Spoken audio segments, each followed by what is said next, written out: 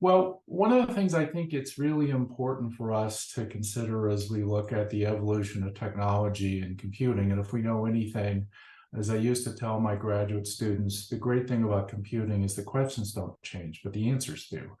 And the answers are clearly changing about how we think about energy efficiency, environmental friendliness, and a whole set of issues around how we cool computer systems.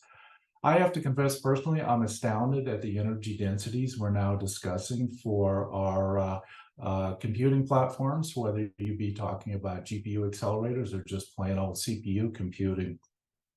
The amount of energy we're consuming per square meter is huge compared to what it was even a few years ago. And all of the projections say that's going to continue to increase.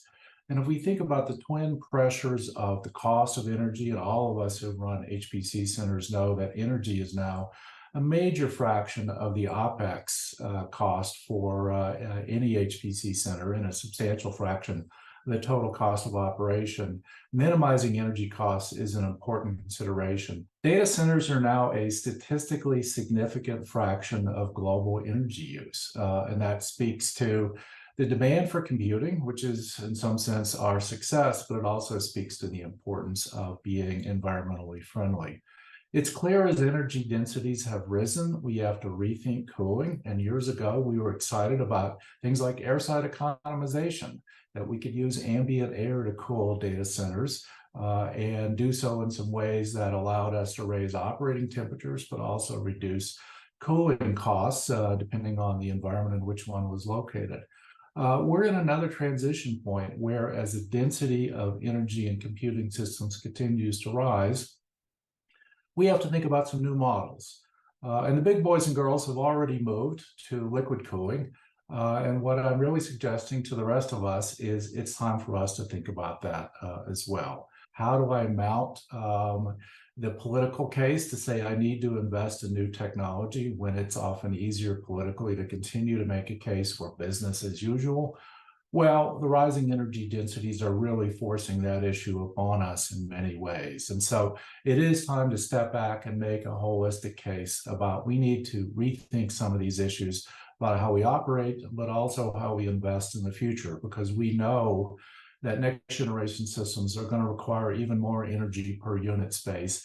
And we're going to have to be more thoughtful about how we approach the design and implementation of the data centers to manage those. And that speaks to liquid cooling.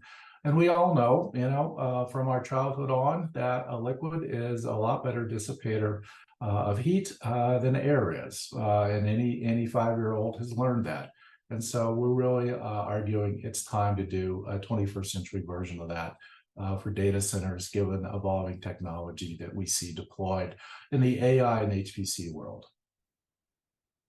As we think about what's happened in HPC over the last few years, we've gone from AI and HPC being two parallel worlds to really seeing their convergence, because AI accelerated HPC lets us explore parameter spaces with hybrid models in ways that wouldn't have been possible before.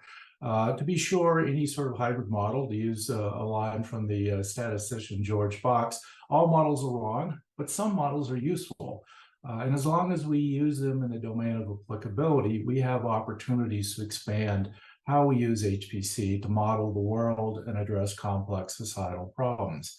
Of course, the other thing that comes with those high energy GPUs is the fact that the energy density of our computing platforms continues to rise.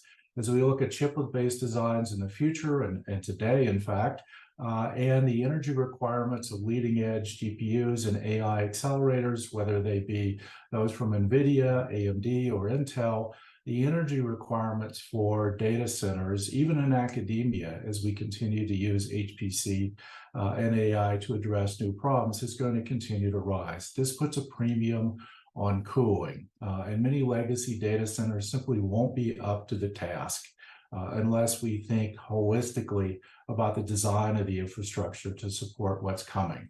And yes, I know GPUs are hard to come by given the competition in the market right now, but they are coming. And so there is time to plan, a time to think about what we need in next generation cooling infrastructure to continue to advance computational science.